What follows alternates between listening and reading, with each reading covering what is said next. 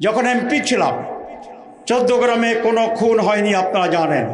কারো বাড়িতে আগুন জ্বলেনি, রাজনৈতিক কাকে হ্যারাস করা হয়নি। এইবারও যখন এই দেশে নতুন বিপ্লব হয়, আমি তখন কেন্দ্রীয় কারাগারে বন্দী ছিলাম। 22শে জুলাই আমাকে অ্যারেস্ট করা হয়েছিল, 5ই আগস্টে বিপ্লব সাধিত হয়েছে।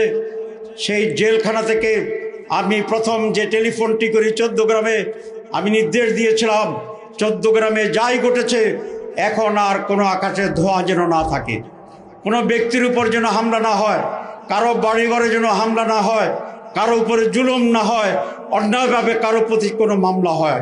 আলহামদুলিল্লাহ, এই 18 মাসে আমি কারো বিরুদ্ধে মামলা দেইনি, কারো উপর অত্যাচার করিনি। আপনারাই বলুন, আমাদের লোকেরা কি কারো বাড়িঘর হামলা করেছে? করে নাই। দ্বিমত ছিল, সন্ত্রাস ছিল, অত্যাচার ছিল, জুলুম ছিল।